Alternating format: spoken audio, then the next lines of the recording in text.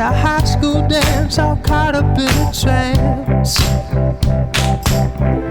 I confess that I had spiked the punch, so I ditched my day and I just couldn't wait.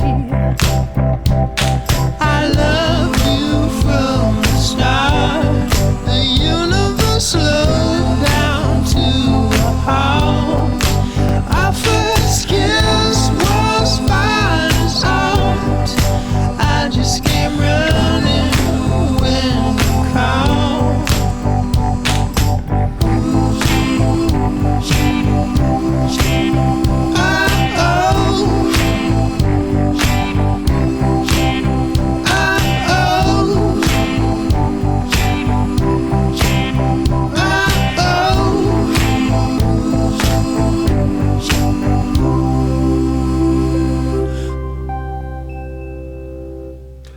Welcome to the Cycle of Growth. I'm your host, Kevin Carr.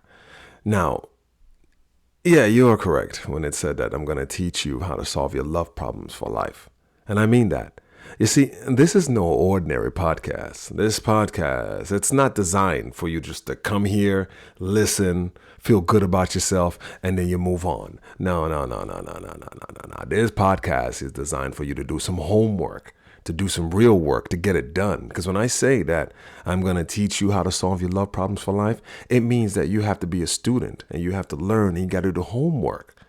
You see, I'm going to have 2 homework assignments for you with this podcast, so that next time when we talk, we can go deeper in the lessons.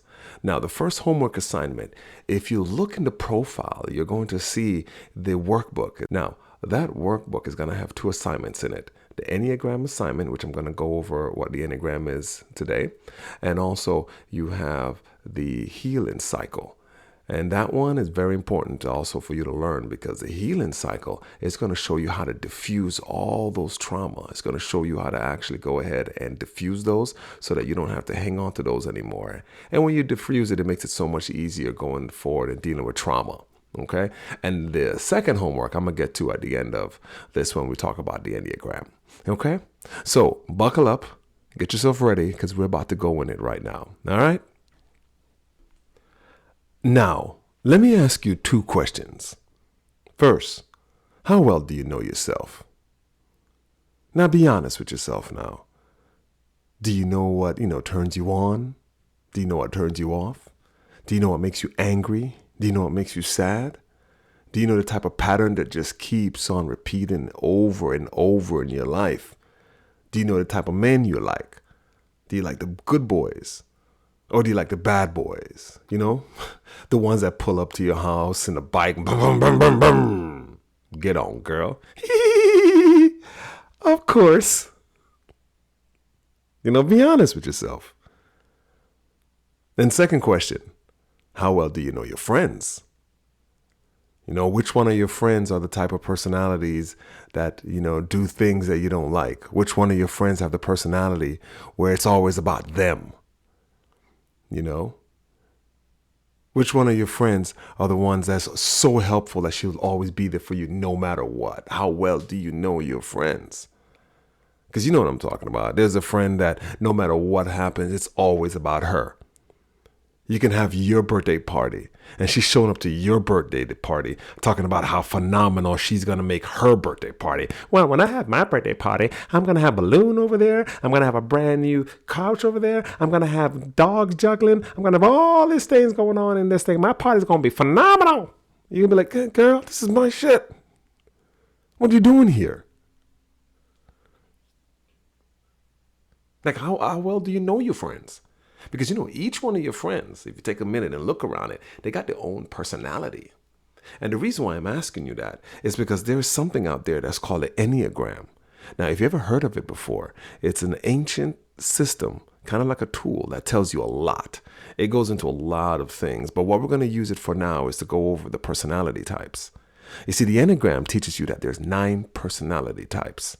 And each one of them have their own distinct way of connecting to the outside world. You see, in this world that we live in, it's a 3-dimensional world, but it also have duality in it, which means there's always an opposite, such as an up, there's a down, left, there's a right, there's a night, there's a day. There's a male, there's a female, there's in and out, a yin and a yang. There's always an opposite.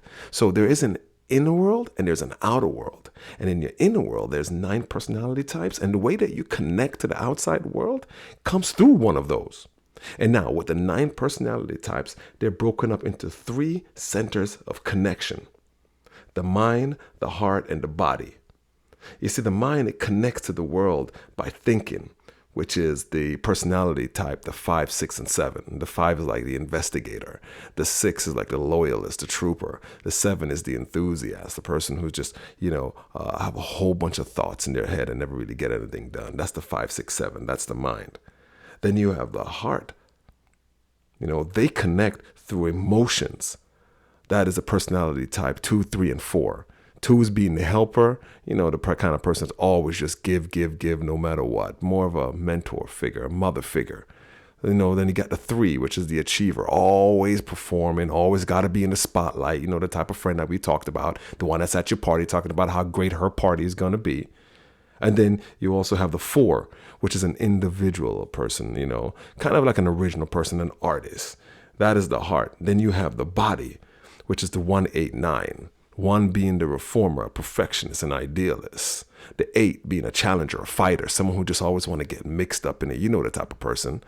And also the 9, like a peacemaker. That personality is the one that you can always rely on to just say, let's everybody just calm down.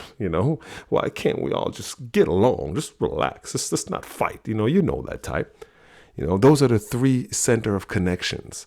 And each one of us, right, connect to the world with one of those being our primary source. Now, we all actually use all 3. So we all use our minds, our heart, and our body. But there's always one that takes precedence over all the other ones in order for us to connect to the world. Now, think about this for a second. How are you connecting to this podcast right now? Are you connecting to this podcast to sheer intellect? You really just thinking about what I'm saying? Are you connecting to the podcast right now through your emotions? Like you really feeling what I'm saying? Or is your instincts right now taking over? Is your instincts telling you, yeah, girl, that's right. That's exactly what I'm talking about. He knows exactly what he's saying. Or is your instincts like, girl, he don't know shit. You better run. You better cut this thing off and stop listening. You better run. That's important. Because how you're connecting right now to what I'm saying gives you a nice clue with how you connect to the world. Because remember, we all connect to the world through all 3 of those centers of intelligence, but one of them always takes the lead. So it's important for you to actually, think about that for a second, because it is going to play a role on how you go forward in life. Because in order for you to understand it's very important to know personality types. Very important, especially with your partner. And the reason why it's important with your partner is because when you know your partner personality type, that makes the relationship going forward and for the long term much easier. Because when you can pinpoint, what ticks them off, how they react to situation, it gives you a whole level of clarity in their personality. And that's what happened to me when I was actually in college, when I was first dating my wife. You see, I played football when I was in college. And I lived in this 4-story dormitory. And one night at the bottom of the stairs, my wife and I was having an argument. I don't really know why or what, but we were just having an argument, And at the top of the first flight of stairs, there was a girl there, and she was talking to 2 other football players, 2 other offensive linemen up there. And while me and my wife is having an argument, this girl just kept on staring down at us, right? Every time my wife was like, I have to argue, no. The girl sitting there staring. And then finally, at one point, my wife just snapped and just looked up at that girl and be like, what the fuck you looking at, bitch? That girl looked down and like, what'd you say? My wife was like, you heard me. What are you looking at, bitch? She said, oh, no, she didn't. So that girl just started charging down the stairs. And I'm watching this girl charge down the stairs. And I looked over at my wife. And my wife is just calm as ever. And my wife was just sitting there like, come on, bitch. Come on, bring it. Just bring it. And that girl is charging down the stairs like a rhino. She's just coming. And the two offensive linemen that she was talking to, I mean, they just quickly moved and just got in her way and just started holding her up. Bam! Like, calm down. And she was just yelling, oh, I'm going to kill you. Oh, I'm going to kill you. My wife is sitting there like, come on, let it go. Let it go. And I'm sitting there like, man, I'm just thinking to myself, wow, like, to my woman, I'm like, man, she's tough, man. Like, she's just calm, just talking and shit. Wow, okay. And maybe she must know how to, fight. Okay. So then let's decide, okay, let me just take a look at her stance. Let's see what she's doing, So I looked over at her, right? Taking a look at her feet. And things started jumping out at me, I looked at her feet, and they weren't shoulder width apart. So I was like, oh, okay. And then her knees, they weren't bent. And she weren't turned sideways. And her fist wasn't up protecting her face. So I'm thinking to myself, hey, man, that must be some kind of new kung fu fighting style or something, just stand still and pretend to get, punched or something like that. I don't know. But then when I took a closer look and I saw that she didn't tie up her hair, like her hair was just loose, that's when I knew, holy crap, she doesn't know how to fight. Because any girl out there who's about to get in a fight, like a real fight, they know the first thing you got to do is you got to tie up your hair. And the reason why is because other females, when they come to fight, the first thing they're going to do is they're going to grab your hair and they're going to go for the face. They love to ruin another female's face. And I'm sitting there looking at this like, oh no. So now I started getting, a little selfish. I'm like, oh no. Because this rhinoceros coming down the stairs, she's about 200 pounds. My wife is about 105 pounds. She's going to destroy my wife. And not only destroy her wife, she's going to destroy her face. And I'm sorry. I love her personality and all, but I don't want her face destroyed. So that means for the next, 6 months, however long it takes to heal, I'm going to be walking around with her face completely bashed in. I'm like, no. And the offensive linemen that were holding her, they look back and be like, man, Kev, man, get her out, man, because they couldn't hold her. Let me tell you something. This offensive line, you see, our football team, we won the City College National Championship that year. So we were the best team in City College that year. And that was one of the best offensive linemen, the offensive line period. And they were having trouble holding her back. And my wife was just still sitting there just talking mad smack. Nah, let her go. She had her arms wide open as if she's going to give her a hug. Nah, man, let her go. Now, come on, bitch, come on. What you going to do? Come on. I'm like, no, let's get you out of here. And while she's doing all that, she's just talking crap. Just kept on talking crap. I had to get her out of that situation. And, and I'm out of that situation. I'm thinking to myself, like, what is wrong with you? You are literally about to get destroyed by this female, and all you're doing is just sitting there just talking crap still. And I didn't know until later on, after I started studying Enneagram, that my wife is an 8. You see, an 8 personality, it's a fighter, someone who loves to fight. Even if they're about to lose the fight, it's the thrill of the fight that they get involved in. And not only that, 8s love to fight and talk shit while they're fighting. If they're winning, they're making fun of you. If they're losing, they're saying it's all crap and cheat. It's the same thing. I didn't know that, but now that I do. But at the time, I didn't know. But now it makes complete sense as far as her personality go. And that was one of the first times I actually experienced like my wife's full-on personality when it came to a situation. Now, the importance of this first podcast is to get you started with everything. Because at the end of the day, I want you to be able to not need me in the future. So when I say I'm going to teach you to solve your love problems for life, I mean that. I want to be able to have you learn everything you need to learn. And that way, if any problem comes up in the future, you can look within and get that. But in order for you first to know what to do, you have to do the homework. So it's very important that you go to the description, you follow the link, and you get the homework done. You do the workbook.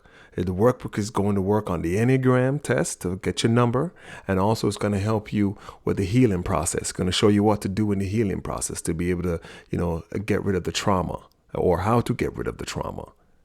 And once you've done the homework, which is the most important part of this entire thing right now, then you're going to have a base, a foundation. So as we continue in the future and we build upon that base, you're not going to be lost or confused. Then at the end of this entire thing of being trained under this, you're going to know how to solve your love problems for life. And you won't need me or any of these other gurus out there speaking, because it's very important for you to know how to heal from within out. It's inner to the outward, not outward to the inward. That's how you really heal. Okay? So I want you to make sure you do the work. And when you're done with all of that, in order to understand the Enneagram, go ahead and look at Encanto, that Disney movie. It has all the personality. That's going to really teach you about the Enneagram personality, the 9 personality type on that end. Okay? Now, this is Kevin Carr for the Cycle of Growth. I'll talk to you next time. I love you from the start. The universe loves